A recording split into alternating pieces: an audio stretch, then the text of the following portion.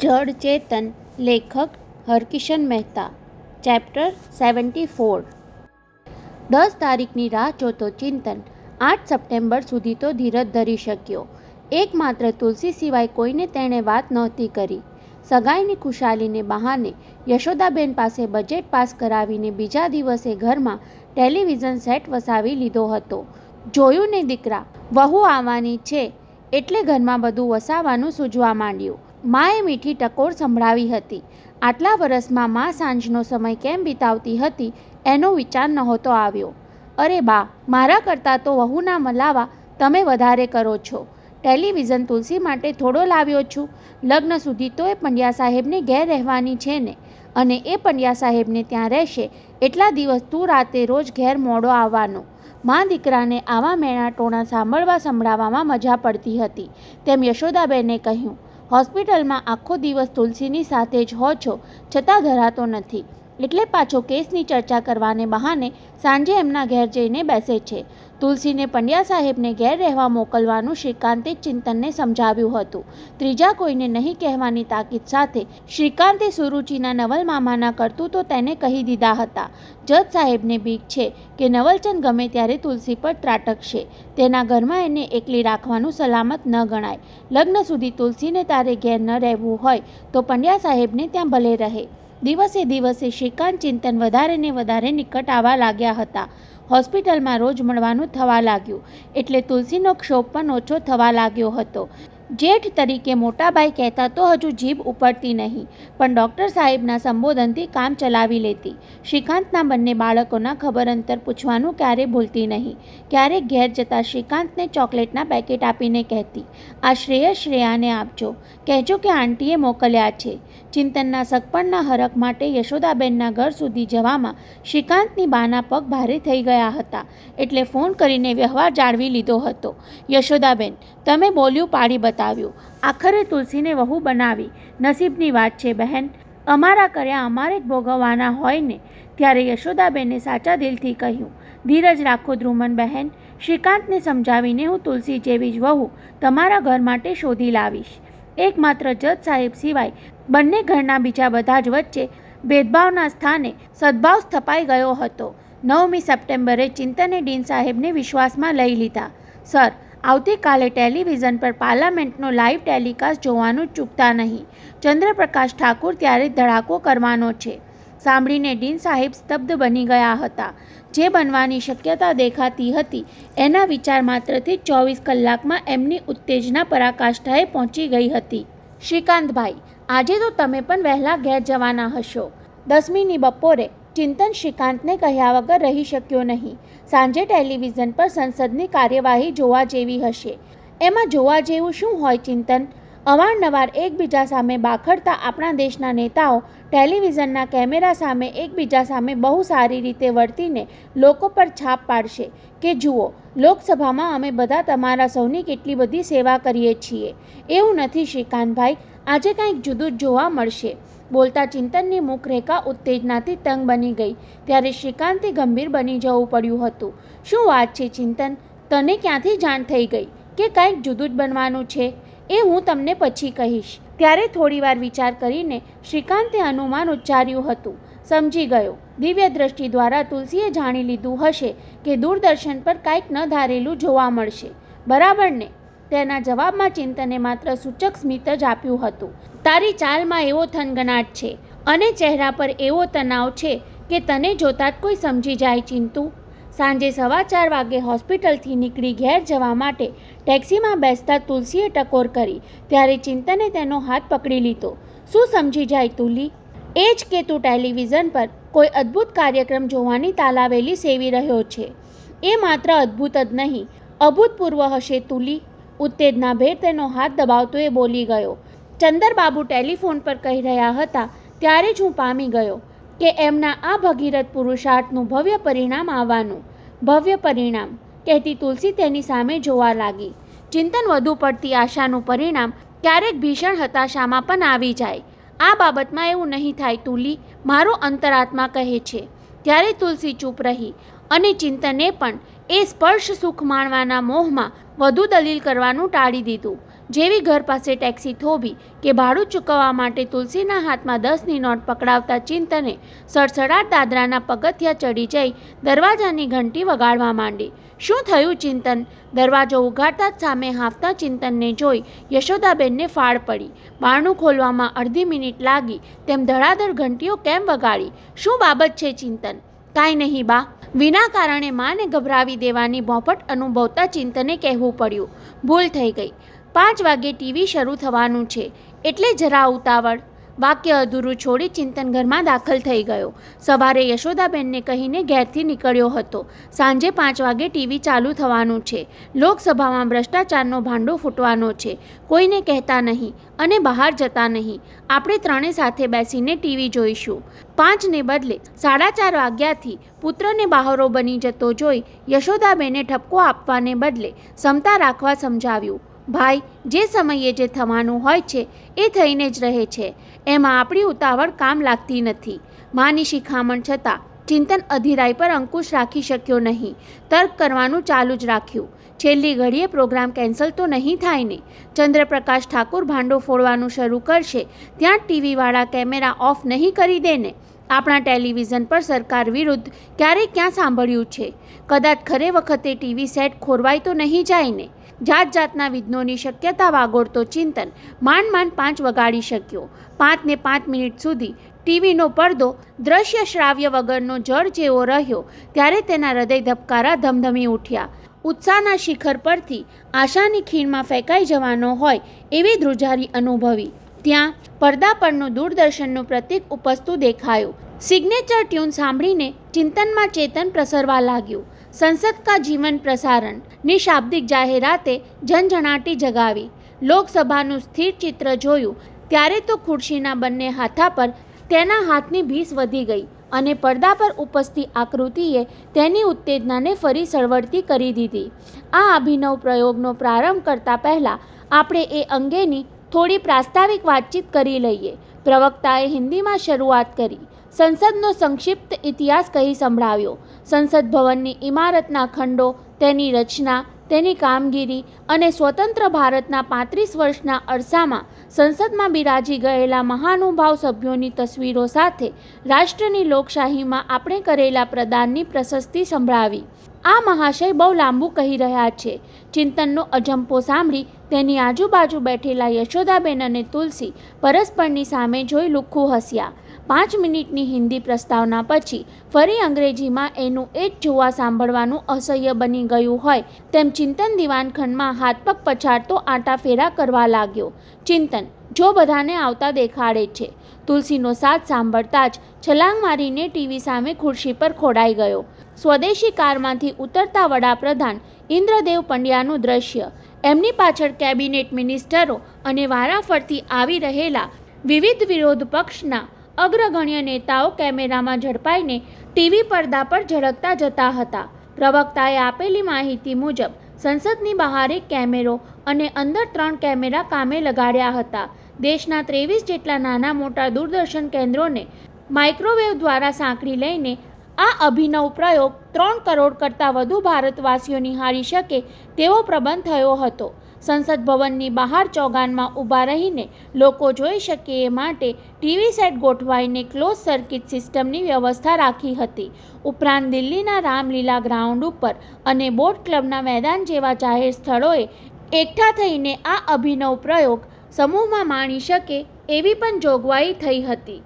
ત્યાં ટીવી પર સંસદ ખંડનું દ્રશ્ય ઝબકી ઉઠ્યું. કેમેરાની આંખ પહેલવેલી ખંડની દિવાલ પર જડેલી મહાત્મા ગાંધીની છબી પર મંડાઈ. ધીમે ધીમે અન્ય સ્વર્ગસ્થ મહાનુભાવોના દર્શન કરાવી કેમેરા સાંસદના અધ્યક્ષ પર સ્થિર થયો. ત્યાર પછી ઊંચી ખુરશીએ બિરાજેલા વડાપ્રધાન દેખાયા. આગલી હરોળમાં બેઠેલા શાસક પક્ષના અગ્રણી નેતાઓ પરથી કેમેરા વિરોધ પક્ષની બેઠક તરફ વળ્યો ત્યારે ચિંતન ટટ્ટાર થઈ ગયો. તેની નજર ચંદ્રપ્રકાશ ઠાકુરને શોધવા લાગી. કેમેરા 3જી 4થી પાટલી સુધી પહોંચ્યો ત્યારે પોતે જેને શોધતો હતો એ ચહેરો ચિંતનને જોવા મળ્યો. જુઓ બા, જો તુલસી, આ દેખાય ચંદરબાબુ, એવું ઊંચા અવાજે બોલી તો ગયો, પણ 5-7 સેકન્ડ એમને પડદા પર જોઈને યશોદાબેન કે તુલસી પ્રભાવિત થયા નહીં. ચિંતનને પણ અચરજ થયું. દેખાવમાં બીજા બધા નેતાઓ જેવા પ્રતિભાશાળી ભલે ન હોય, પીઢ નેતાઓની માફક એ ભલે પોશાક અને દેખાવમાં સુઘડ થઈને આવ્યા ન હોય, પરંતુ આવું ભગીરથ કાર્ય પાર પાડવાનો કોઈ ઉત્સાહ કે ઉચાટ પણ એમના મુખ પર કેમ દેખાતો નથી? બા, એમને પહેલીવાર જોઈને હું હતાશ થઈ ગયો હતો. જાણે પોતાની જાતને કહી રહ્યો હોય તેમ ચિંતન બોલ્યો. એ દેખાય છે સાવ નરમ, પણ વખત આવે જોજો કેવા વિફરે છે. હું પણ તને ક્યારની એ જ સમજાવું છું, યશોદાબેને ટીવી પરથી નજર ઉઠાવ્યા વગર કહ્યું. થોડીવાર પછી એ લોકસભાને હચમચાવી નાખવાના છે, છતાં જો એમના ચહેરા પર ક્યાંય અણસાર આવવા દે છે ખરા? હવે કેમેરો સંસદ ખંડમાં રાખેલા ટીવી સેટ પર મંડાયો એટલે પ્રવક્તાનો અવાજ સંભળાયો. સંસદ સભ્યો પોતે ટેલિવિઝન પ્રસારણ પર નજર રાખી શકે એ માટે અહીં પણ 13 સ્થળે ટીવી સેટ ગોઠવ્યા છે. દરેક સેટ દેશના દૂરદર્શન કેન્દ્ર સાથે 2-વે માઇક્રોવેવ લિંકથી સંકળાયેલો છે. એક પણ સેટમાં પ્રસારણ ન આવે તો અહીં બેઠા ખબર પડી જાય કે અમુક સેન્ટર સાથેની માઇક્રોવેવ લિંક કપાઈ ગઈ છે. આ અભિનવ પ્રયોગથી દૂરદર્શનનું કોઈ પણ કેન્દ્ર વંચિત રહી ન જાય એ માટે આ તકેદારી રાખવામાં આવી છે. તો હવે શરૂ થાય છે 35 વર્ષોથી લોકશાહીના સિદ્ધાંતને વરેલા આ મહાન રાષ્ટ્રની લોકસભાની એક દિવસની કાર્યવાહીનું જીવંત પ્રસારણ. પ્રવક્તાની આ પ્રસ્તાવના સાથે જ 5:20 કેમેરા સંસદના સ્પીકર પર મંડાયો. આ પ્રસંગ માટે ખાસ સીવડાવેલી શેરવાનીમાં સજ્જ થઈને આવેલા સ્પીકરે ફરી 2 મિનિટ કાર્યવાહીની સમજ આપી. બધા મળીને 8 વક્તાઓ પોતપોતાના વિચાર રજૂ કરશે, જેમાં જુદા જુદા 7 વિરોધ પક્ષના નેતાઓ હશે અને 8મા વક્તા રહેશે વડાપ્રધાનશ્રી. દરેક વક્તાએ વ્યાસપીઠ નીચે આવીને વક્તવ્ય રજૂ કરવાનું રહેશે. પ્રથમ 7 વક્તાને માટે 10-10 મિનિટ ફાળવવામાં આવશે, જેમાં દરેક સંસદની મર્યાદા તેમજ સમય મર્યાદામાં રહીને રાષ્ટ્રના શાસન બાબત પોતપોતાના વિચાર પ્રદર્શિત કરશે અને છેલ્લે વડાપ્રધાન શ્રી 20 મિનિટ વક્તવ્યમાં શાસક પક્ષના પ્રતિભાવ દર્શાવશે. 7માં પહેલો વારો ચંદરબાબુનો હોય તો રંગ રહી જાય. ધ્યાનથી સાંભળવા માટે ખુરશી પર પલાઠી વાળી ચિંતને ફરીવાર અધીરાઈ દર્શાવી. એમનો ધડાકો થયા પછી બીજા કોઈને બોલવા જેવું નહીં રહે, પરંતુ તેની ધીરજની પૂરી કસોટી થવાની હોય તેમ 40 મિનિટ સુધી અન્ય 4 વક્તાઓને સાંભળતા બેસી રહેવું પડ્યું હતું. એક સામ્યવાદી નેતાના આકરા પ્રહાર સિવાય તેને રસ પડે એવું કાંઈ જોવા સાંભળવા ન મળ્યું. 1-2 વાર તો એ બેચેની સાથે બબડ્યો પણ ખરો. સાંસદની કાર્યવાહીને બદલે આ લોકોએ તો ભાષણબાજીનો પ્રોગ્રામ બનાવી નાખ્યો. વચ્ચે વચ્ચે બહારના કેમેરા દ્વારા સાંસદના ચોગાનમાં ટેલિવિઝન જોવામાં તલ્લીન બનીને ઊભેલા બેઠેલા હજારો લોકોની મેદની દેખાડવામાં આવતી, ત્યારે ચિંતનની હતાશા રોમાંચમાં પલટાઈ જતી. દેશભરમાં આ રીતે કરોડો લોકો ટેલિવિઝન જોતા હશે અને તેમાં ચંદરબાબુ ધડાકો કરશે ત્યારે બધા કેવા સ્તબ્ધ બની જશે. અને 5મા વક્તા તરીકે ચંદ્રપ્રકાશ ઠાકુરનું નામ બોલાયું ત્યારે સૌ પ્રથમ તો ચિંતન પોતે જ સ્તબ્ધ થઈ ગયો. ચંદરબાબુને એમની બેઠક પરથી ઊભા થતાં કશી જ ઉતાવળ ન હોય તેમ ચુસ્ત ચાલે સ્પીકરના મંચ તરફ જતા અને છેલ્લે માઇકની સામે ઊભા રહેતા જોઈને જાણે પોતાને જ ભાષણ કરવાનું હોય તેમ ચિંતને બંને હાથની મુઠ્ઠીઓ વાળી લીધી. પરંતુ ચંદરબાબુની શરૂઆત સાવ નરમ રહી. અધ્યક્ષ મહાશય, પ્રધાનમંત્રી શ્રી, અહીં બિરાજેલા સર્વ સંસદ સભ્યો તથા પ્રેસ ગેલેરીમાં બેઠેલા પત્રકાર બંધુ ભગિનીઓ. એ સંબોધન સાંભળીને ચિંતનને ચંદરબાબુ ફરી ગયેલા સાક્ષી જેવા લાગ્યા. કદાચ એણે ઈરાદો બદલી નાખ્યો હશે, છેલ્લી ઘડીએ પાણીમાં બેસી ગયા હશે અથવા તો પોતે જ ભ્રષ્ટ થઈ ગયા હશે. આપણે અહીં રોજ ખેલ કરીએ છીએ, પણ આજે આ ટીવીના ખોખા ગોઠવીને ખેલ કરવા ભેગા થયા છીએ. તેના એક જ વાક્યે ચિંતનને હર્ષાવેશમાં આવી જઈ તુલસી અને યશોદાબેન તરફ જોઈ લીધું, પરંતુ સંસદ ખંડમાં બેઠેલા સભ્યોએ તો તેની એ ટકોરને હાસ્યથી વધાવી લીધી, કેમ જાણે ચંદ્રપ્રકાશ ઠાકુર સૌનું મનોરંજન કરવા ઊભા થયા હોય. મારું વિધાન સાંભળીને તમે મહાનુભાવો હસી પડ્યા, પણ હવે મારે જે બોલવાનું છે એ સાંભળીને તમે મને બોલતો બંધ કરી દેવાની કોશિશ અજમાવશો. પરંતુ યાદ રાખજો, તમારી કોઈ એવી કોશિશ કામયાબ નીવડવાની નથી. હવે ચંદ્રપ્રકાશ ઠાકુરનો અવાજ ચિંતનને જલદ બનતો લાગ્યો. 35 વર્ષથી લોકશાહીના નામનો આ ખેલ આપણે પ્રજા સામે ખેલી રહ્યા છીએ. આ ગરીબ દેશની મોંઘી સંપત્તિ ખર્ચીને 10-5 વર્ષે આપણે ચૂંટણી યોજીએ છીએ. બેફામ વચનો આપીને મતદારોના મત મેળવીએ છીએ અને ચૂંટાઈ ગયા પછી અહીં આવીને આપણે શું કરીએ છીએ? પ્રજા સાથે છેતરપિંડી અને સત્તાની ચાલબાજી. તેના છેલ્લા વાક્યે શાસક પક્ષમાંથી વિરોધના સૂર સંભળાયા. Objection, objection. એ જ ઘડીએ સ્પીકરે મેજ પર હથોડી પછાડી પોતાના માઇક પરથી સખ્તાઈ સંભળાવી. શ્રીમાન ચંદ્રપ્રકાશ ઠાકુર, તમે મર્યાદાનું ઉલ્લંઘન કરી રહ્યા છો. તમને ખ્યાલ હોવો જોઈએ કે દેશના કરોડો લોકો તમને જુએ સાંભળે છે. Mind your language. નહીં અધ્યક્ષ મહાશય, આજે તમે મારી જબાન પર લગામ રાખી શકશો નહીં. દેશના કરોડો લોકોને સંભળાવવા માટે જ હું બોલવા ઊભો થયો છું અને સંસદની મર્યાદાનું ઉલ્લંઘન તો હવે કરવાનો છું. કહેતાની સાથે જ દુબળા પાતળા ચંદરબાબુએ ખભે લટકતા બગલ થેલામાંથી રિવોલ્વર બહાર કાઢી અને એ જોતા વેત જ બાજુના સિંહાસન પર બેઠેલા વડાપ્રધાન ઇન્દ્રદેવ પંડ્યાની પરછન કાયાની ધ્રુજારી ચિંતન સહિત કરોડો ભારતવાસીઓની નજરે ચડી ગઈ. આ હથિયાર જોઈને કોઈ ગભરાશો નહીં. ગાંધીજીના અહિંસાના વ્રતને વરેલો હું આ હથિયાર વાપરી કોઈને ઈજા પહોંચાડવાનો નથી. જરૂર પડશે તો એનો ઉપયોગ મારા પોતાના માટે જ કરી છૂટીશ. કહીને સાચે જ ચંદરબાબુએ પિસ્તોલની નળી માથાના જમણા લમણા પર ટેકવી દીધી. એ જોઈને ચિંતનની જેમ તુલસી અને યશોદાબેન પણ ધ્રુજી ઉઠ્યા. આ માણસ શું કરવા માંગે છે? મારું વક્તવ્ય પૂરું થાય ત્યાં સુધી કોઈ વિક્ષેપ કરશે કે અહીં રાખેલા 3 ટેલિવિઝન કેમેરાની કામગીરી થંભી જશે અથવા તો સામે પડેલા આ 7 ટીવી સેટમાંથી એક પણ દેખાતું બંધ થશે તો મારી રિવોલ્વરની ગોળી મારા જ લમણાની આરપાર નીકળી જશે. એ દ્રશ્ય ઝડપી રહેલા કેમેરામેનના હાથ પણ કાંપવા લાગ્યા હોય તેમ ટીવીના પડદા પર ધ્રુજારી જોવા મળી. તમારા માટે મારે આ પિસ્તોલનો ઉપયોગ કરવાની જરૂર પણ નથી. રિવોલ્વરને લમણા પરથી હટાવતા ચંદ્રપ્રકાશે આગળ ચલાવ્યું. મારી પાસે તો એક એવું શસ્ત્ર છે જે તમારા શરીરને નહીં પરંતુ તમારા સડેલા આત્માની હત્યા નિપજાવે. છેલ્લા 35 વર્ષમાંથી શરૂઆતના 5-7 વર્ષને બાદ કરતાં લોકસભામાં ચૂંટાઈ આવેલા આપણા 2,500 પુરોગામીઓમાંથી 1,560 લોકસેવકો એક યા બીજી રીતે ભ્રષ્ટ હતા. તેના પુરાવા મારી પાસે છે અને અત્યારે આ સભાગૃહમાં બિરાજેલા 515માંથી 300 સભ્યો એવા છે જેમને પ્રજાના પ્રતિનિધિ બનવા માટે નાલાયક ઠરાવી શકાય એમ છે. બોલતા બોલતા ચંદ્રપ્રકાશ ઠાકુરે બગલ થેલામાંથી કાગળોની થોકડી બહાર કાઢી ત્યારે તો સમગ્ર વાતાવરણમાં સન્નાટો વ્યાપી ગયો. અત્યાર સુધીમાં પ્રધાન પદું ચૂકવી ગયેલા 250 મહાનુભાવોમાંથી 173 લોકસેવકોએ ભ્રષ્ટાચાર કર્યો છે. પોતાની સત્તાનો દુરુપયોગ કરી દેશની સંપત્તિની લૂંટ ચલાવી છે.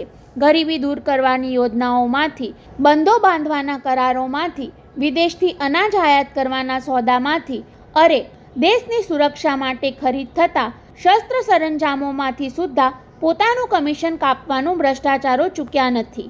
ચંદ્રપ્રકાશની જબાનેથી તેજાબનો સ્ત્રોત વહેતો હોય તેમ સંસદમાં બેઠેલા કે ટેલિવિઝન નિરખી રહેલા સૌ કોઈ થીજી ગયા હતા. આ હું નથી કહી રહ્યો. એક હાથમાં રિવોલ્વર અને બીજા હાથમાં દસ્તાવેજોની થોકડી ઊંચી કરીને બતાવતા ચંદ્રપ્રકાશે પડકાર ફેંક્યો. ભૂતપૂર્વ સંરક્ષણ પ્રધાન જગત નારાયણે એકઠા કરી રાખેલા પુરાવા બોલે છે. સાંભળતા જ ચંદ્રબાબુની બાજુમાં બેઠેલા વડાપ્રધાન ઇન્દ્રદેવ પંડિતના ચહેરા પરથી લોહી ઉડી ગયું. ચંદ્રપ્રકાશ ઠાકુરનો હાથ ખેંચીને તેને બોલતો બંધ કરવાનું ખુન્નસ ઘૂંટાવા લાગ્યું, પણ એમ કરવા જતાં વધારે ભયાનક અનર્થ સર્જાઈ જવાની દહેશત જાગી. જગત નારાયણના દસ્તાવેજોની 35 જેટલી ફાઇલો મારા કબજામાં છે, જેમાં 1976 સુધીના કૌભાંડો લખાયા છે. કયા દેશ નેતાઓના ખાતા સ્વિસ બેંકમાં છે, કયા નેતાઓએ સિંગાપોરની બેંકમાં ખાતા ખોલ્યા છે, કોને રશિયા તરફથી નાણાં મળે છે, કોણ અમેરિકાની જાસૂસી કરે છે. એટલું જ નહીં, જગત નારાયણે પોતે લૂંટેલી લોક સંપત્તિના 32 કરોડ રૂપિયા સ્વિસ બેંકમાં જમા કરાવ્યા હોવાનો એકરાર પણ તેમના હસ્તાક્ષરમાં લખાયેલો છે. કરોડો દેશવાસીઓની જેમ તુલસી ચિંતન અને યશોદાબેન અદ્ધરશ્વાસે આ બધું જોઈ સાંભળી રહ્યા હતા. તમારામાંથી મોટા ભાગના મારું કારસ કાઢી નાખવાનો ઈરાદો મનમાં ઘૂંટી રહ્યા હશો. એમ કરવામાં તમને જ નુકસાન થવાનું છે. 35 દસ્તાવેજોની ફાઇલોની 35 ઝેરોક્સ કોપીઓ કરીને મેં એક ગુપ્ત જગ્યાએ રાખી દીધી છે. મારી હત્યા થતાની સાથે જ એ ફાઇલો બહાર આવશે અને દેશના તમામ વર્તમાનપત્રમાં એ કૌભાંડ છપાય એવી જોગવાઈ કરીને જ હું અહીં બોલવા ઊભો થયો છું. એ જ વખતે ચંદ્રપ્રકાશ ઠાકુર જિંદાબાદના પોકારથી આખું સાંસદ ગૃહ ગરજી ઉઠ્યું. બહાર એકઠા થયેલા હજારો લોકો પોકાર પાડતા હોય એવા દ્રશ્યો ટીવી પર દેખાવા લાગ્યા. સંસદ ભવનની બહાર રાખેલા કેમેરા સામે હવામાં હાથ ઊંચા કરીને એ લોકો કેમેરામેનને કહી રહ્યા હતા, અમારો અવાજ ઝીલો. અંદર બિરાજેલા પાખંડી નેતાઓને કહો કે બહાર આવે. એ દરેકે દરેક પાસેથી અમારે હિસાબ માંગવો છે. એ લોકો બહાર નહીં આવે તો અમે સંસદ પર હલ્લો લઈ જઈશું. એક ચંદ્રપ્રકાશ ઠાકુરની પડખે આ દેશની સમગ્ર પ્રજા ઊભી છે. એની આ બધા ભ્રષ્ટાચારીઓને જાણ કરો. બહારના દ્રશ્યો સંસદના ટીવી સેટ પર ઉપસવા લાગ્યા. ત્યારે 5-15 નીતિમાન રાજપુરુષો સિવાયના તમામને માથા પર મોત તોળાતું દેખાયું. લોકોનો આક્રોશ જાણે તેમને ફાડી ખાશે, ચૂથી ખાશે, પીખી નાખશે એવો ભયનો સન્નાટો છવાઈ ગયો, જે અંદર ગોઠવાયેલા કેમેરા દ્વારા ટીવી દર્શકોને પણ નિહાળવા મળ્યો. સિંહાસન જેવા આસન પર બિરાજેલા પ્રચંડ પ્રતિભા ધરાવતા વડાપ્રધાન ઇન્દ્રદેવે જાણે લોકોને મોં દેખાડી શકતા ન હોય તેમ સામેના મેટ પર માથું ઢાળી દીધું. જાણે દૂરદર્શન સાથે સંકળાયેલા તમામ લોકો પણ ભ્રષ્ટાચારીઓને ઉઘાડા પાડવા માંગતા હોય તેમ વારાફરતી કેમેરા ચલાવીને પ્રત્યેક હિલચાલનું ચીવટપૂર્વક પ્રસારણ કરતા હતા. ચંદરબાબુ, બધા દેશદ્રોહીઓને બહાર કાઢો ના પોકાર પાડવા લાગ્યા. ત્યારે અહિંસાને વરેલા ચંદ્રપ્રકાશ ઠાકુરને સર્વનાશ સર્જાઈ જવાનો ભય ધ્રુજાવી ગયો. જાણે ભાખરા બંધ તૂટ્યો હોય તેમ અંદર બંધાઈ રહેલો જળ રાશિ સમગ્ર પ્રદેશ પર ફરી વળવાનો હોય એ રીતે પ્રજાનો રોષ ભભૂકતો દેખાયો.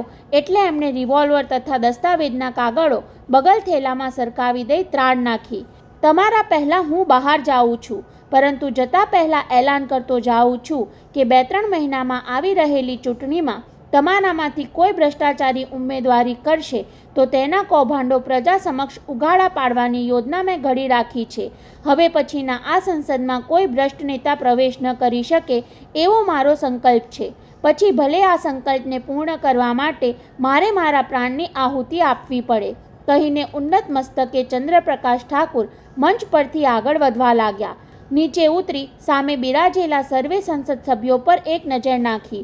પછી ડોક પાછળ ફેરવી મેજ પર માથું ઢાળીને પડેલા વડાપ્રધાન તરફ દ્રષ્ટિ ફેંકી લીધી. ટીવીના પડદા પર ચિંતને જોયું તો એની આંખોમાં ક્રાંતિની જ્વાળા ભભૂકી રહી હતી. તેનાથી પોકાર પડાઈ ગયો. ધન્ય છે ચંદરબાબુ. ત્યાં બીજી જ ક્ષણે સંસદના પગથિયા પાસે આવતા ચંદ્રપ્રકાશ ઠાકુર ટીવી પડદા પર ઝબકી ગયા. સામે જાણે તોફાની સમંદરના મોજા ઉછળતા હોય તેમ જિંદાબાદના પોકાર પાડતી માનવ મેદની તેમના તરફ ધસવા લાગી.